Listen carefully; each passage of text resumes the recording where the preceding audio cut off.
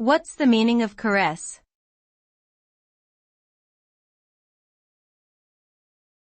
Caress.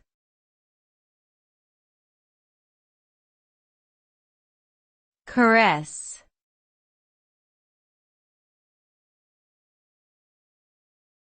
Caress.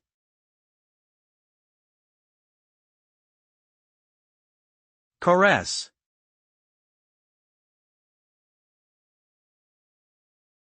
The word caress refers to a gentle, loving touch or gesture that is meant to show affection or tenderness. It typically involves using a soft and delicate movement, such as lightly stroking someone's hair or cheek, hugging them gently, or holding their hand. The result of a caress is often a feeling of warmth, intimacy, and closeness between the two individuals involved. It can be used to express love, support, comfort, or simply to show appreciation for someone's presence in your life.